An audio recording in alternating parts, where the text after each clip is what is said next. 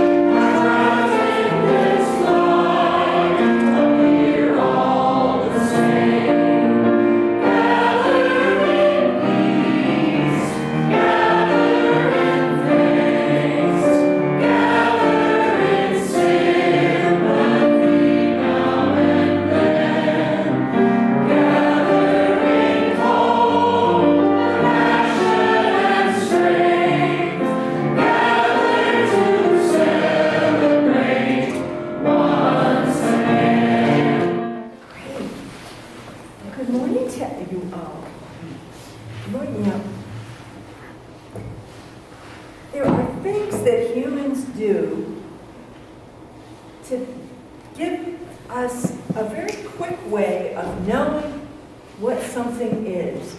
For example, when you were coming here driving and your folks were driving the car, if there was a red sign near an intersection. What does that sign mean?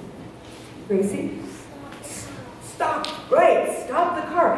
And you don't have to like read a whole book about it. You just see that sign and it says stop, right?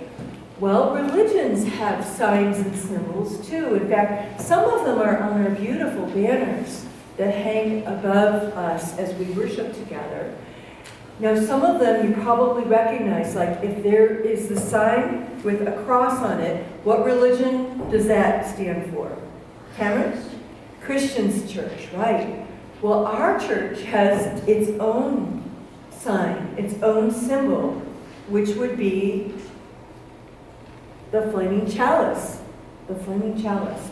And when I was thinking about the service today, I realized I have a bunch of chalices, and I thought you might enjoy seeing them. This chalice is the one that sits on my dining room table at home, and I light it when I have a meal.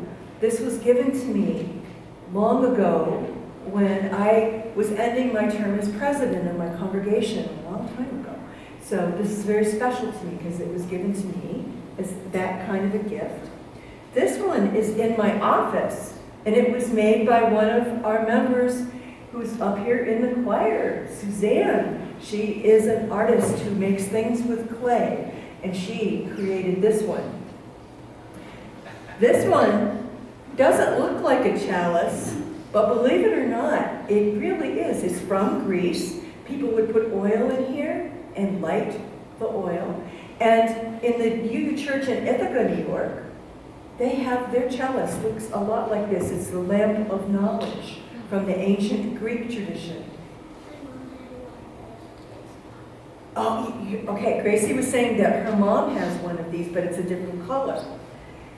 This one was made by the children of the Flint, Michigan church, where I was a minister for a while.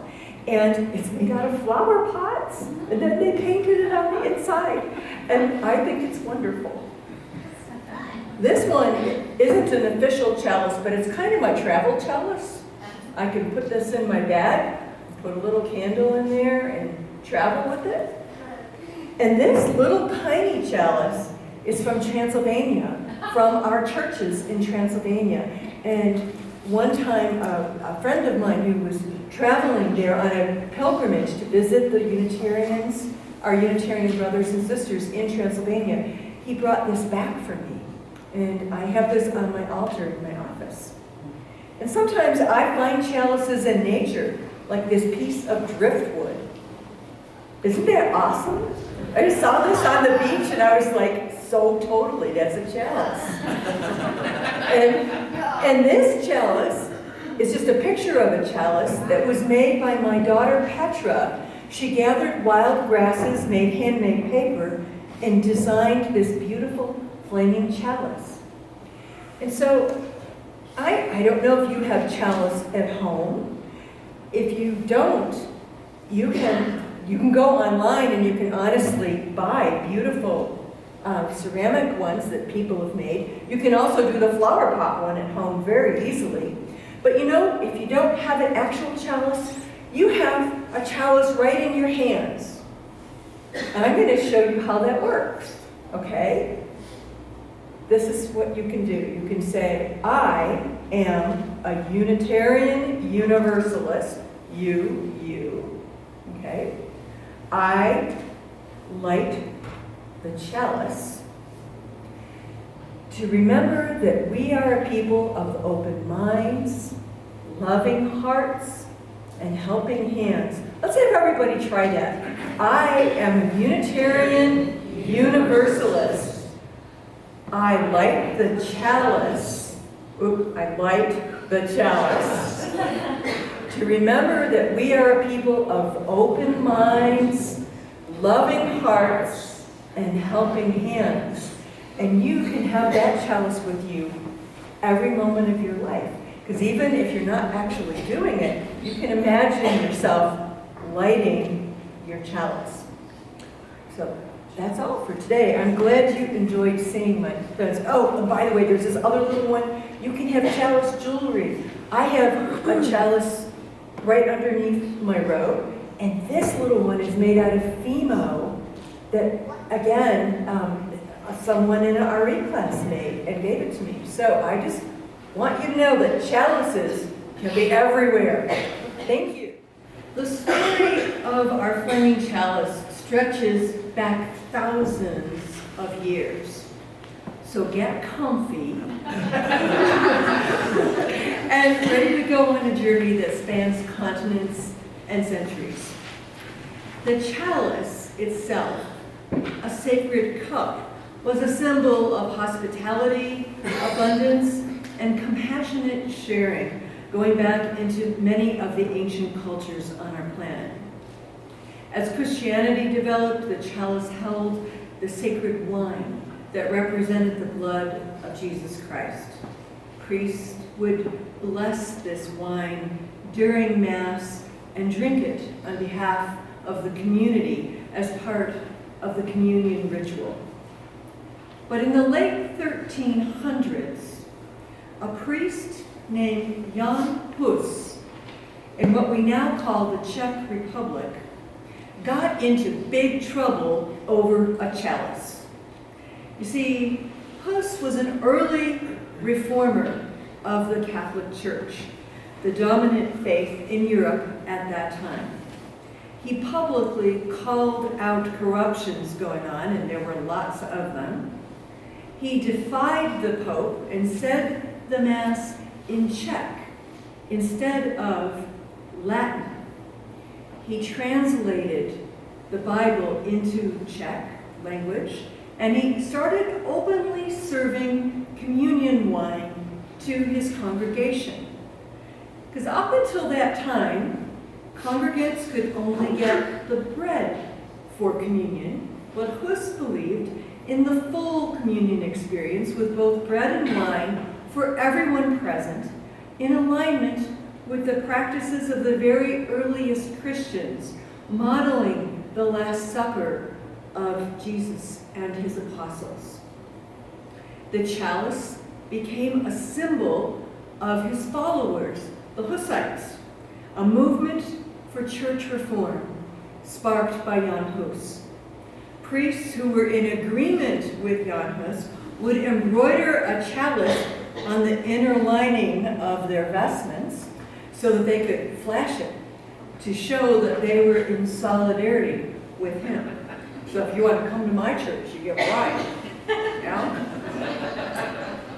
But the Catholic Church was a very big power broker in those days, and they did not tolerate the free-thinking Czech radical.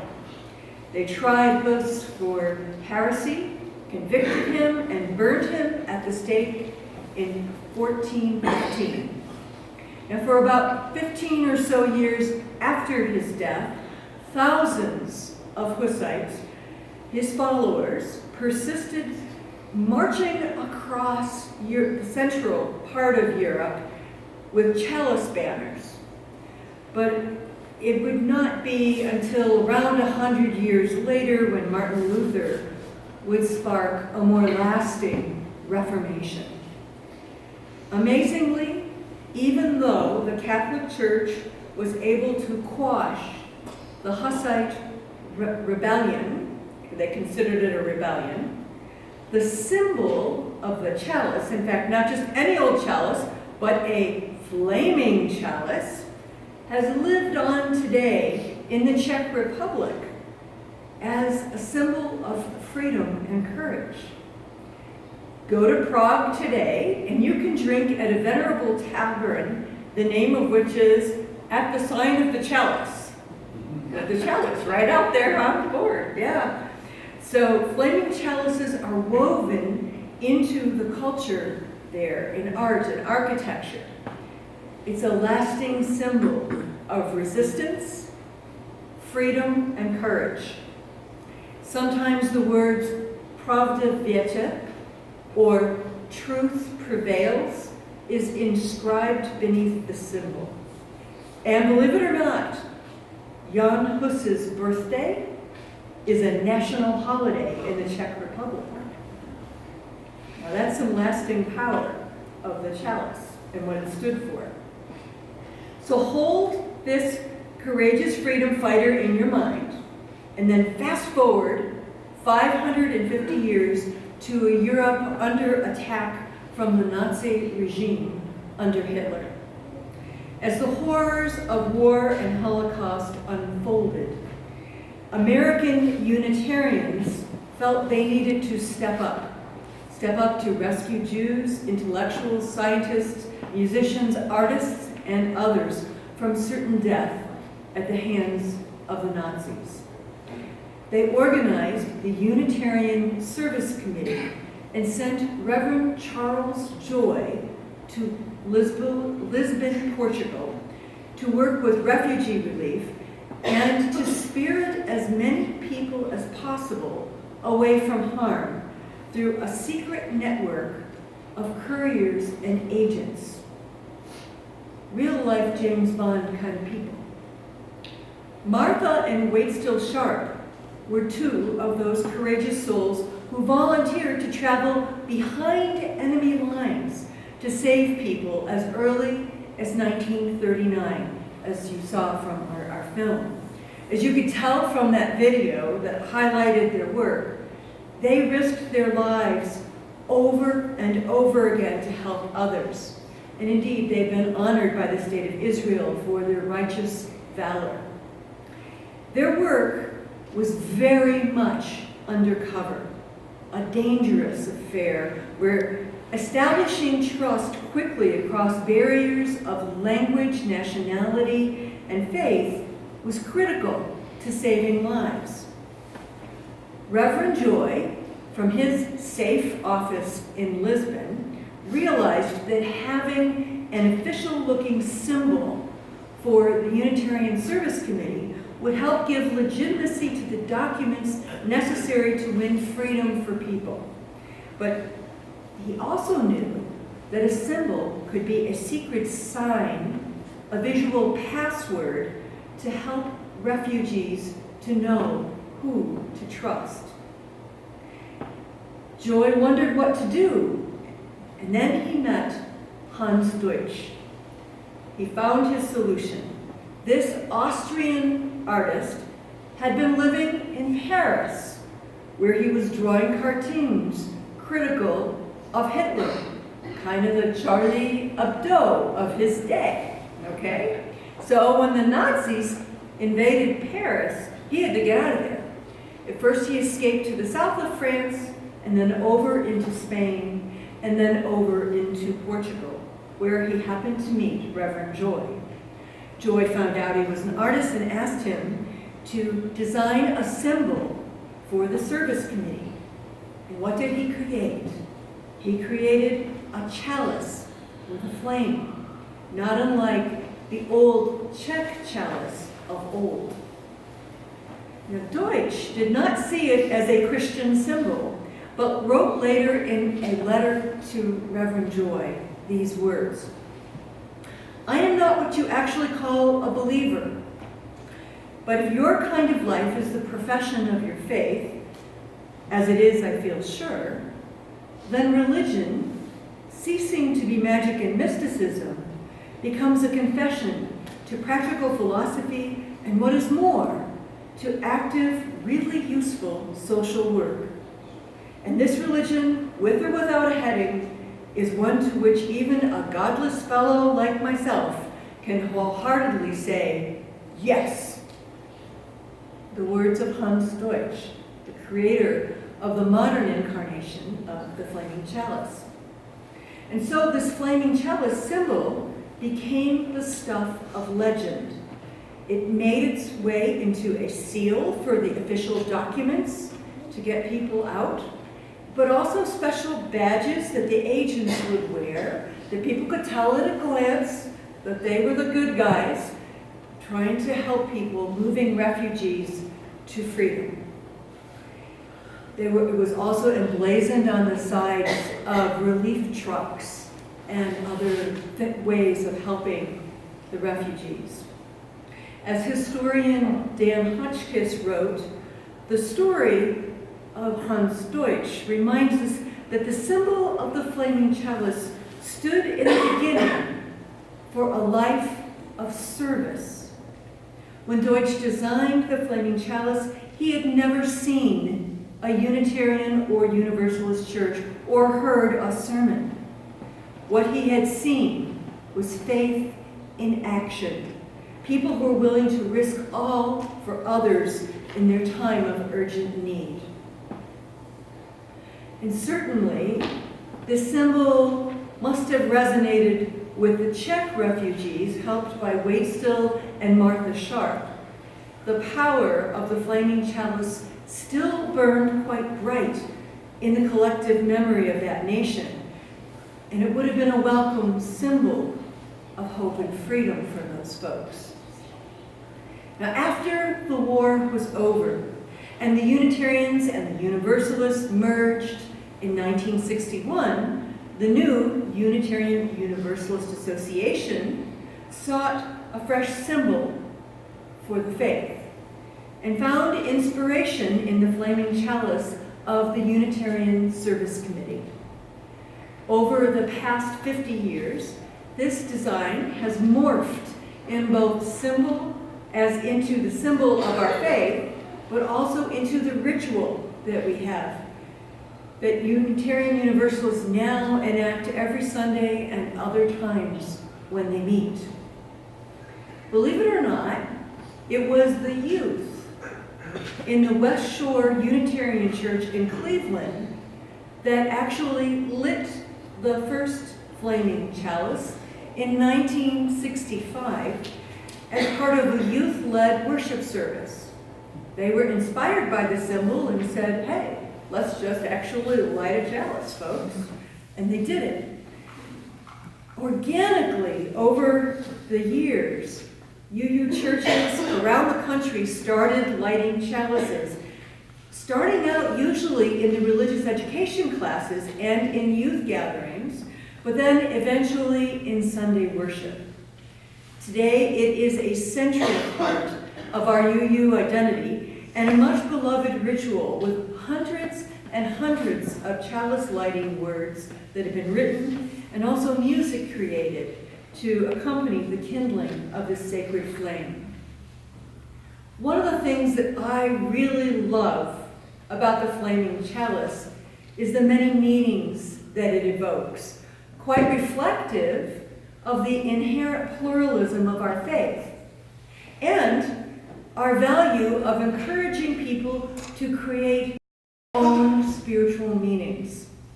There is not one true meaning for this flame or that chalice. Room is left for you to embrace what speaks to you when you gaze upon the flame. I find for myself that it has different meanings at different times for me. Sometimes it evokes the warmth of the hearth fire, reminding me of community and love. Other times it speaks of hope and sacred witness for both justice and joy. And sometimes the flame reminds me of the very real sacrifices made by free thinkers and champions of justice across the centuries. Flames used to punish, kill, and oppress can morph into a powerful symbol of resistance, freedom, and the courage of our convictions. I invite you all to find your own meaning when you gaze into the flame each time that it's kindled. And I do urge you to remember that this symbol was born out of courage. It calls us to live our lives courageously, whether we face personal trials or we stand for justice, peace, and mercy in these troubled times.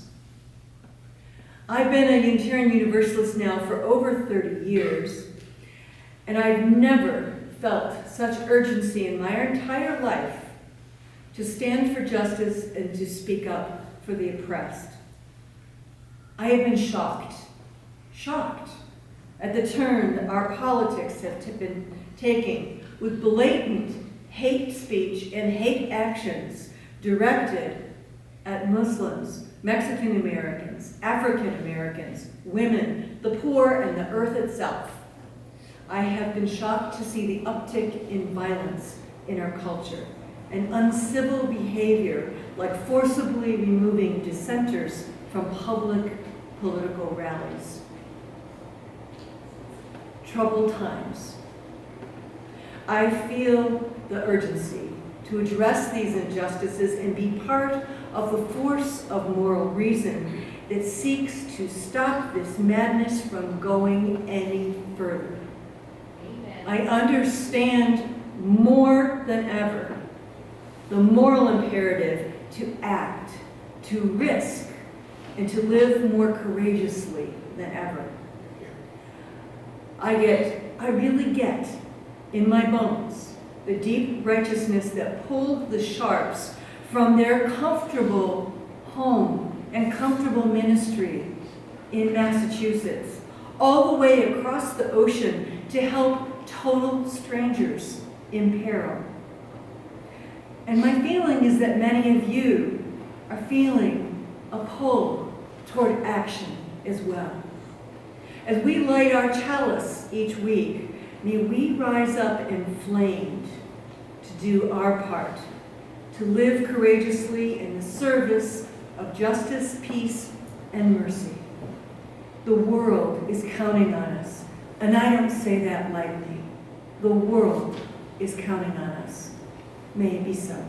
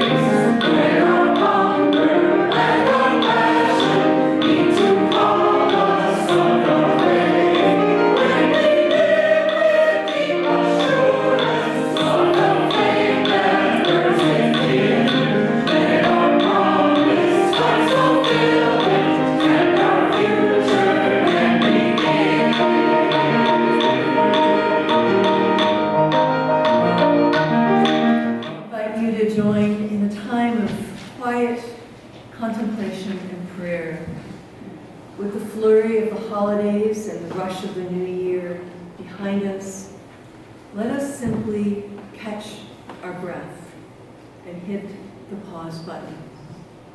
Stop for a moment and check in with yourself. Are you feeling relaxed and calm? Can you feel some tensions somewhere in your body? Our bodies, our minds, our spirits are really all one. A glorious mixity that makes up our very being. So give yourself the gift of calming your spirit by calming your breath, breathing slowly, breathing in peace, and breathing out love. And as you continue to focus on your breath, I invite your gentle attention as we lift up matters of the heart. Let us pray. O Spirit of love and life, help us to live our lives with courage. We live in troubling times, filled with fear-mongering and gun blustering, times that shake our confidence in the safety and sanity of our collective future for humans, plants, animals, and the planet itself. Some of us face other kinds of troubling times, concerned about our health and the well-being of those we dearly, dearly love. Some are worried about how to pay this month's bills, or how to cope with seemingly relentless demands that feel just too much. In troubling times like these, may our souls unfurl their wings, and may our fears burn away, so that the roads of our hearts can fully open. May we reach deep down inside us to the limitless reserve of courage that is always there waiting for us, encouraging us toward life, toward love, toward hope.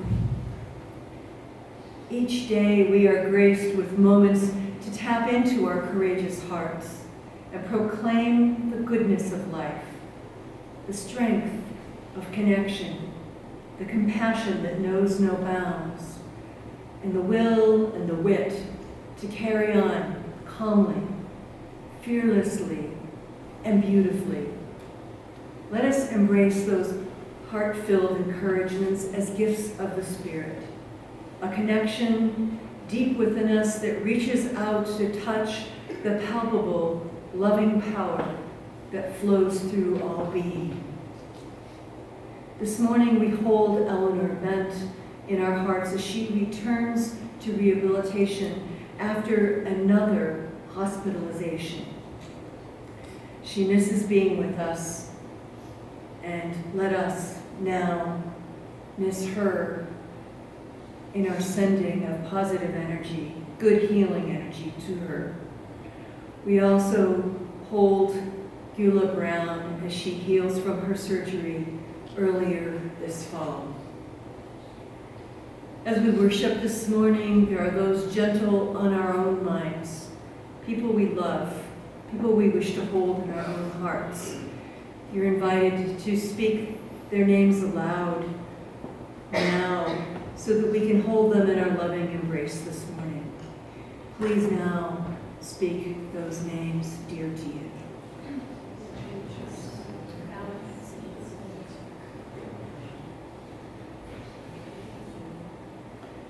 By our listening, we weave the fabric of the beloved community.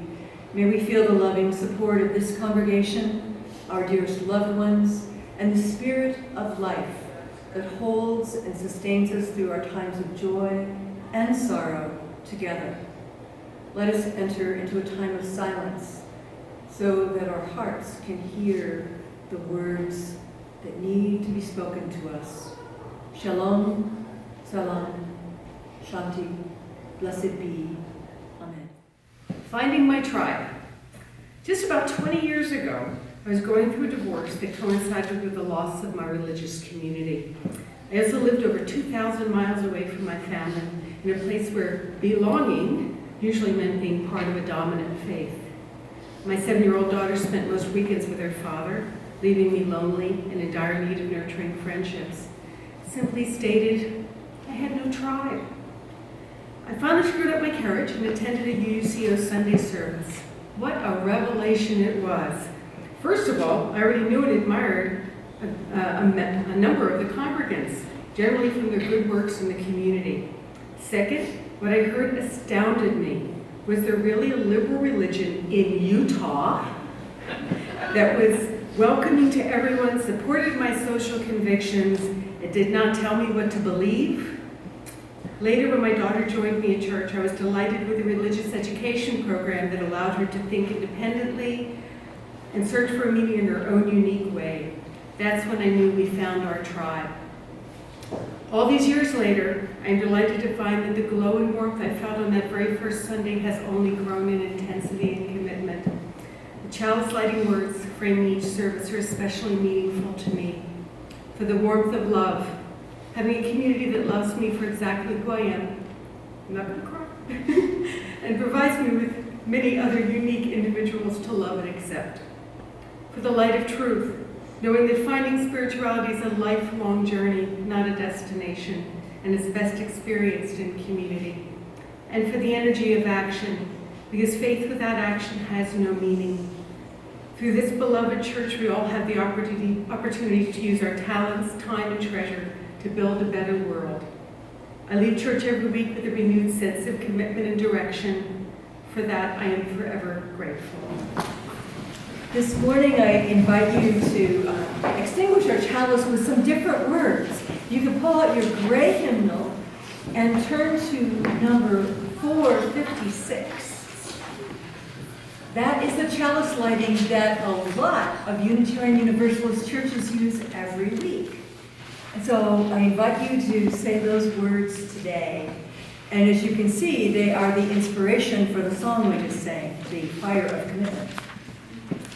We extinguish this flame, but not the light of truth, the warmth of community, nor the fire of commitment. These we carry in our hearts until we are together again. This morning we close with the words of Reverend Wayne Arneson. Take courage, friends.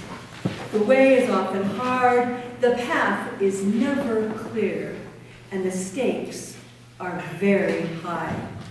Take courage, for deep down there is another truth. You are not alone. Blessings for the journey.